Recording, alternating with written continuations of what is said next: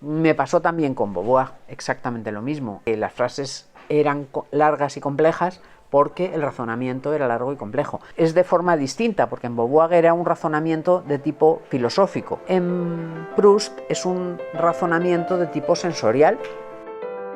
Hola, soy Alicia Martorell, soy traductora de francés y acabo de traducir esto, que estos amigos del tiempo perdido están aquí presentando también.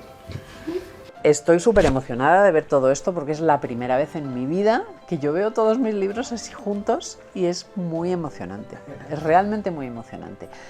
Es como, no sé, como en esas películas que ves a la señora con todos sus nietecitos, pues un poco así. Los libros que más me han marcado es complicado porque eso va en épocas, es decir, hay libros que cuando los estaba traduciendo me parecían muy importantes y luego me parecieron menos, y lo contrario, libros que no me di cuenta, por ejemplo con El segundo sexo me pasó.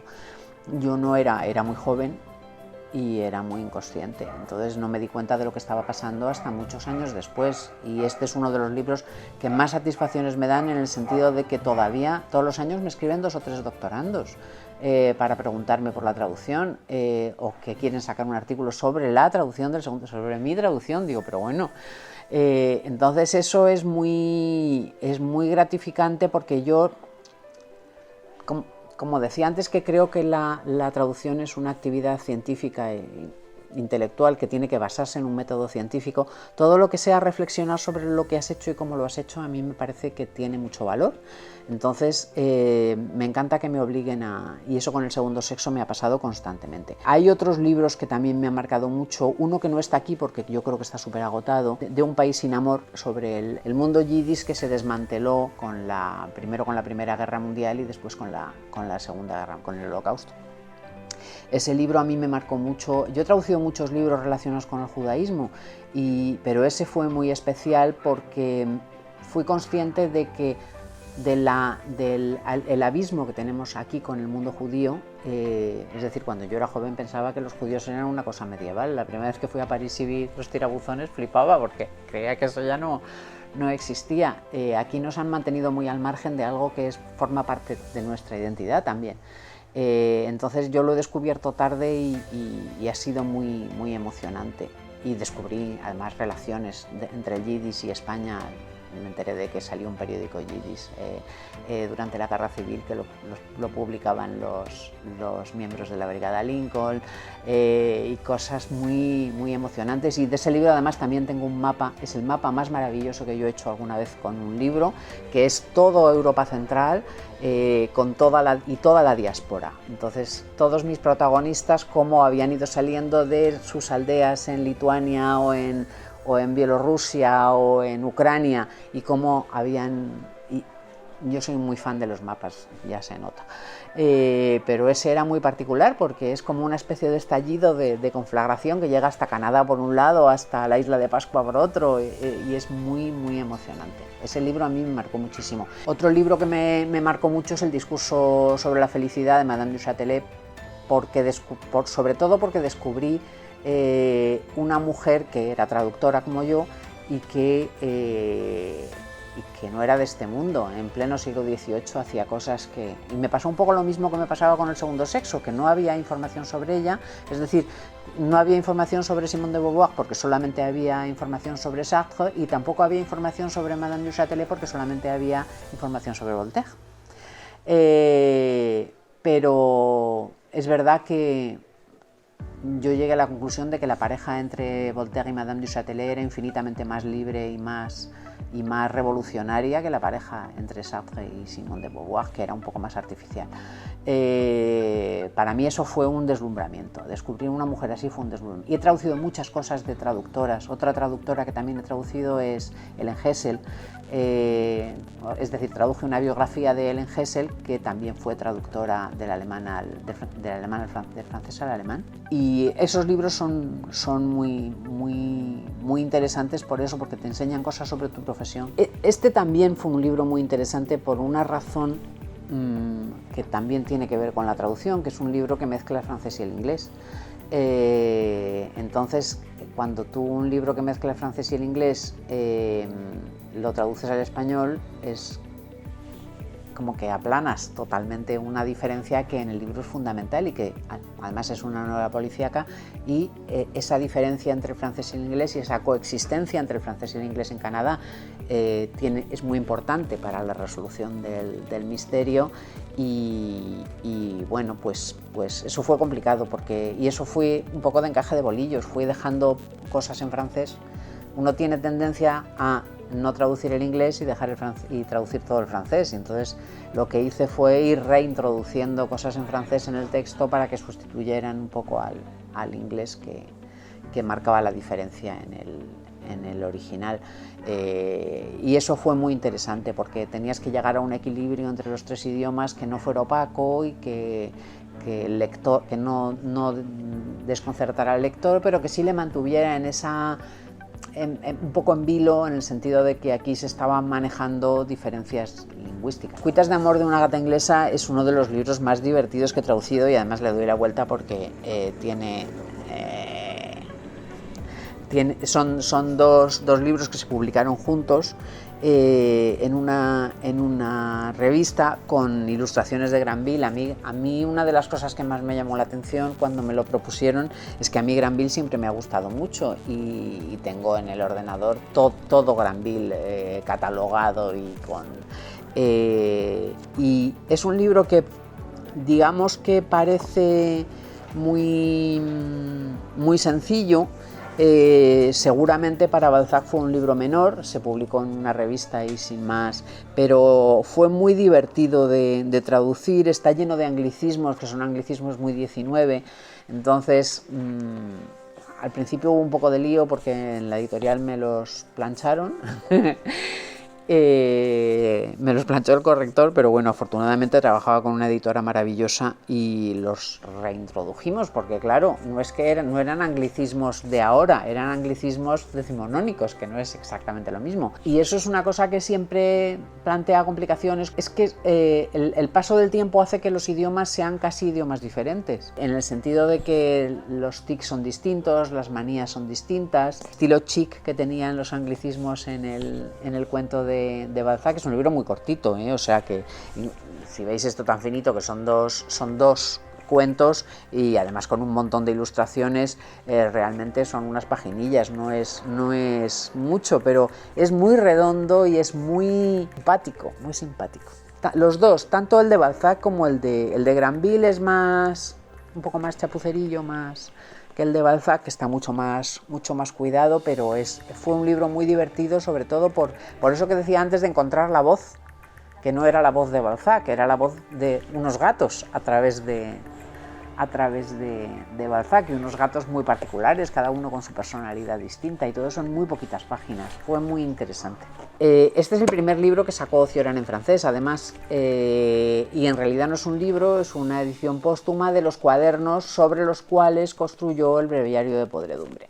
Entonces estuve trabajando con el original de los ejercicios negativos, con el original del Breviario de Podredumbre, con la traducción de Sabater del Breviario de Podredumbre, y fue un poco, pues eso, un trabajo de puzzle, de encajar todas las piezas, y es lo que decía un poco del intertexto en los libros. Todos los libros dialogan con otros libros, y cuando traduces tú ese diálogo lo estás reconstruyendo de otra manera, porque estás reconstruyéndolo con una ecuación de idioma que es diferente. Entonces eso es complicado y es muy bonito, Todo lo que tiene que ver con reconstruir relaciones entre distintos libros que no han ocurrido de la misma manera en español y en francés, y entonces, bueno, pues tú tienes que rehacer un poco el viaje. A mí no lo recuerdo como un libro muy complicado. No lo recuerdo.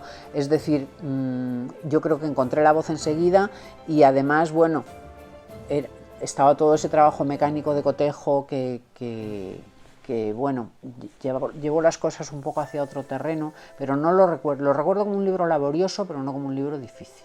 La nostalgia es otro libro de traductora, y fue muy interesante por eso, pero sobre todo La nostalgia es un libro en el que todo el problema del intertexto, en todos los ensayos eso está presente, pero en la nostalgia, que está dividido en 3 partes, una parte dialoga con Ulises, con la Odisea, otra parte dialoga con la Eneida y otra parte dialoga con Hannah Arendt en general, es decir, con todos los textos de Hannah Arendt sobre el exilio y el lenguaje. Fue muy interesante en el sentido de que, bueno, tienes que reconstruirte cómo vas a trabajar la relación. Por ejemplo, con el tema de Ulises fue muy complicado porque por un lado yo quería usar la traducción de García Gual, pero por otro lado la autora estaba manejando una edición francesa que era más parecida a la de Segalen, a la de Austral, porque es una traducción con más empaque literario y menos filológica, más antigua, por decirlo de alguna manera. Entonces, bueno, pues fui combinando un poco las dos. Con la Eneida no hubo tanto problema, usé la traducción de Alianza, que no me acuerdo ahora de quién era, y con Hannah Arendt pues tuve que reconstruir prácticamente todas las citas, porque ni podía usar la traducción existente, ni podía traducirlo directamente. Entonces, bueno, pues fue un poco complejo, porque sí consulté todas las traducciones, pero tuve que rehacerlo, en el sentido de que muchas veces la traducción existente no encajaba con la elaboración que había hecho la autora a partir de esa cita. Y luego fue un libro que me marcó mucho por eso, porque es una reflexión sobre el exilio del lenguaje, que es algo que para los traductores tiene mucho peso, Siempre tenemos esa dualidad de 2 idiomas, que uno es el nuestro y otro no, y eso marca, a mí por lo menos me ha marcado muchísimo. Entonces fue un libro que yo creo que para mí fue muy importante. Este es un libro, a mí me parece uno de los más importantes que he hecho en literatura. Yo hago poca literatura, hago sobre todo ensayo, pero cuando me proponen un libro así, para mí fue... Hartmann es una autora que no está prácticamente nada traducida al español, murió hace ya un montón de años, y me parece que es muy importante. Esto es una distopía sobre una niña perdida en una especie de holocausto, de hecatombe, que va reconstruyéndose a partir de los recursos que encuentra en ella misma, y que después, bueno, pues situaciones parecidas se han conocido con los niños de los campos y con... pero cuando lees el libro la primera vez no eres muy consciente de eso. Este libro, sobre todo, lo que más me costó fue encontrar la voz, y ahí no tenía nada que agarrarme, porque otras veces dices leo esto, lo otro. No, ahí simplemente tenía que buscar dentro de mí y encontrar la voz de Hartmann, y eso fue complejo, pero fue gratificante y fue muy destrozoso. O sea, que eso son cosas que te rompen un poco, porque es un libro muy duro y, bueno, tienes tú que meterte en su piel, pero también es un libro muy luminoso. Entonces, bueno, pues tienes que trabajar con las dos vertientes. Es un libro al que le tengo muchísimo cariño y me hubiera gustado que tuviera más suerte de la que ha tenido. Cuando me propusieron traducir Días de lectura, que bueno, no eran más que 2 artículos, pero fue mucho placer, pues por eso de encontrar la voz de un autor que para mí había sido muy importante. Es verdad que cuando traduces fragmentos no es lo mismo que cuando estás traduciendo una obra completa en la que tienes que encontrar una voz que module. En un fragmento es un poco diferente, pero sí es verdad que el estilo de Proust es muy particular, en el sentido de que todo el mundo dice que las frases son muy largas. Yo no creo que sus frases, por muy largas que sean, se puedan cortar, y es verdad que en general en francés las frases son muy largas, las de Barthes también. Todo eso es porque el espíritu divaga, es decir, tú empiezas a hablar de una cosa, metes un inciso, sigues, metes otro inciso, sigues, metes otro inciso, y luego vuelves para atrás con lo que habías dicho al principio, y eso lo matizas complicando la frase un poco más.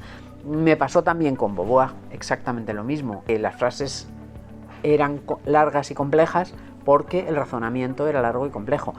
Es de forma distinta, porque en Beauvoir era un razonamiento de tipo filosófico, y en Proust es un razonamiento de tipo sensorial. Es decir, son sus sentidos y su elaboración de lo que le dicen sus sentidos lo que le va llevando y la memoria y toda una serie de componentes los que le van llevando a hacer una frase de una determinada manera, pero son frases que no se pueden cortar. Yo creo mucho en la relación entre el fondo y la forma, o sea, no creo que sea casual que debajo de una forma de escribir hay una forma de pensar. Y debajo de la forma de escribir de Proust lo que está es la forma de pensar de Proust, es que eso no cabe duda. Me propusieron el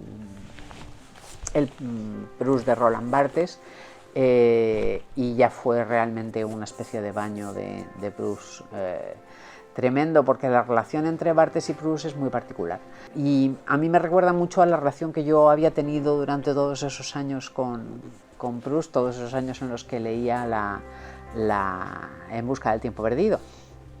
Las dos cosas. Yo fui a un colegio francés por casualidades de la vida, porque me dieron una beca y mis padres les pareció muy bien, y entonces pues para mí el francés ha estado presente siempre desde muy pequeña. Lo que pasa es que yo iba a ser profesora de francés, no iba a ser traductora, y de hecho fui profesora de francés muchos años.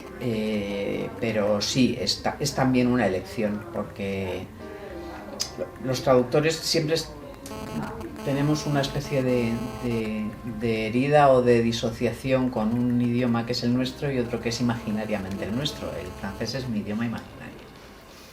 Hay países menos bárbaros, eso seguro, pero yo aquí vivo muy a gusto. Lo que pasa es que, a ver, yo traduzco libros, pero no soy solo traductora editorial. Entonces el mercado editorial es un mercado que es local por esas cosas de la vida, pero el resto de los mercados pues no. Entonces yo los libros sí los traduzco aquí, pero el resto de las traducciones que hago, quiero decir que nosotros podemos emigrar sin hacer las maletas y elegir en qué mercado queremos trabajar, y si es posible no trabajar en este, que es muy bárbaro, eso es cierto, pues lo evito. Pero los libros no, los libros los hago aquí, claro. Pero estoy muy contenta viviendo aquí, ¿eh?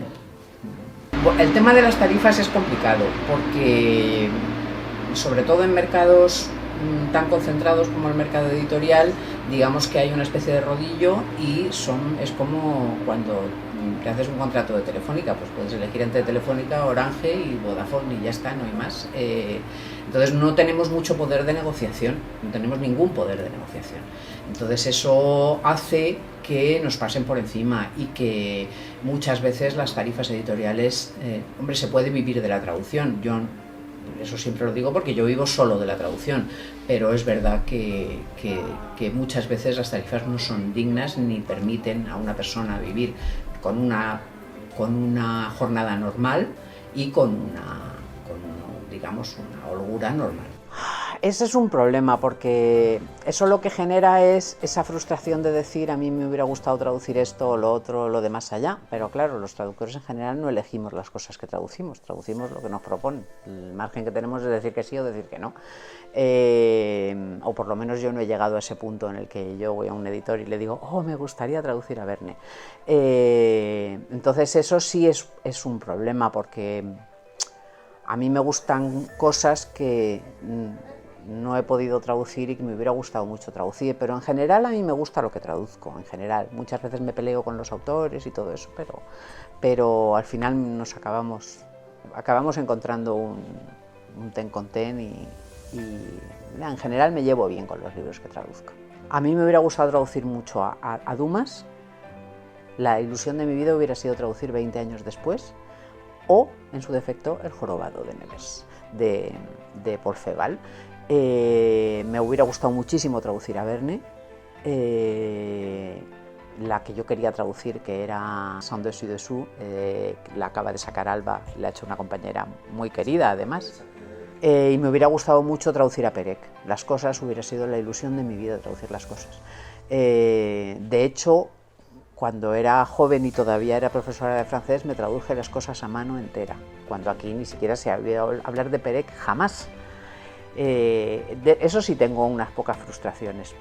Hombre, acabo de terminar un Lyotard que ha sido súper desafiante, pero si no, este libro ha sido muy difícil. Este fue muy complicado porque son complicados los libros que tienen mucho intertexto, es decir, que tienen relaciones con otros libros, pero que esas relaciones siempre son complicadas porque pasan por traducciones a veces por dos traducciones, una la traducción del francés y otra la del español.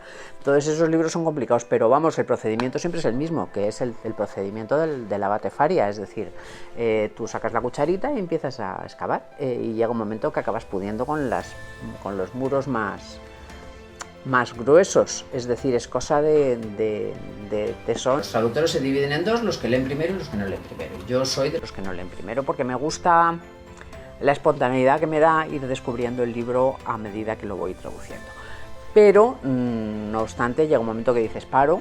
A mí me gusta mucho todo lo que tiene que ver con la investigación y además yo entiendo que un libro es como hacer una tesis doctoral, es decir, tienes que tener un rigor, unas fuentes y una metodología de trabajo que sean científicos. Yo hago bibliografías siempre, es decir, yo puedo citar las fuentes de casi todos mis libros.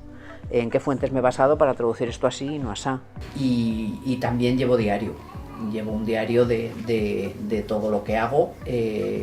He tenido épocas en las que ese diario era digital, otros en los que era analógico, ahora estoy en época analógica, entonces tengo un cuaderno en el que voy apuntando todas las dudas que tengo, cómo las voy resolviendo, qué fuentes estoy usando, también uso herramientas electrónicas, es decir, yo soy muy de, por ejemplo, yo he usado mucho OneNote, ahora estoy en fase Notion, que son como bases de datos que vas haciendo de terminología. Para el de Barthes he usado muchos mapas también, porque hay capítulo que es todo un itinerario por París, y entonces bueno, yo tengo todos mis Google Maps con chinchetas virtuales, y eso lo guardo todo. Mapas se usan en muchos libros, es decir, voy alternando entre herramientas más físicas y herramientas más virtuales, pero uso muchas, sobre todo porque yo traduzco más que nada ensayo. Con la literatura es un poco distinto, con la literatura tienes que encontrar una voz. Hombre, con Barthes también tienes que encontrar una voz, pero con la literatura es más de te vas empapando y luego dejas que con lo que te has empapado fluya solo, pero con el ensayo no, tienes que tener claro un montón de cosas, entonces lees otros libros de ese mismo autor, traducidos o sin traducir, lees libros sobre ese autor. A mí me gusta mucho todo el estudio que va alrededor. Por ejemplo, ahora estoy con un Butler, que va a ser mi primer libro en inglés. Y, hombre, ya llevo 4 o 5 cosas leídas, casi antes de empezar, entonces pues... pero bueno, es que eso es lingüística muy... hay libros con los que necesitas más y libros con los que necesitas menos. Depende, cuando te llega el libro, si está dentro de depende de lo que salgas de tu zona de confort, vas a necesitar más o menos trabajo. Hombre, yo ahora ya con filósofos franceses más o menos me voy apañando, entonces no necesito tanto. Pero en cuanto que hago una cosa que se sale un poco pues sí, claro, tengo que leer mucho. El segundo sexo me dio muchísimo trabajo y es uno de los que tengo más elaborado del procedimiento, porque como he hablado después mucho de eso, he tenido que recapitularlo todo y resumirlo todo y organizarlo, entonces eso lo tengo todo muy documentado. Pero el segundo sexo, claro, y además en una época en la que no había internet en absoluto, entonces iba a la Nacional, vivía en Madrid afortunadamente, porque si no, en aquella época no solamente para ir a la Nacional tenías que vivir en Madrid, sino que además las otras bibliotecas tampoco eran lo que son ahora. Ahora vas a la Biblioteca de Andalucía y puedes encontrar casi todo lo mismo que puedes encontrar en la Nacional, pero en aquella época no. Me pasé meses enteros en la Nacional y había muy poco material. Fue muy complicado porque en esa época todavía Beauvoir estaba en ese pozo del que salió muy poco después, pero por ejemplo en Francia no se publicaba nada sobre ella, no había biografías, no había nada. Y todos los libros que había eran de cotilleo, de si se acostaba con fulanito, se acostaba con menganito, como si eso tuviera también mucho interés. Es decir, no se la reconocía como filósofa. Entonces, eso lo tuve que ir reconstruyendo como un puzzle a partir de otras fuentes. Ese fue muy complicado. Por ejemplo, este también fue muy complicado. Pero este fue complicado porque ahora lo mismo.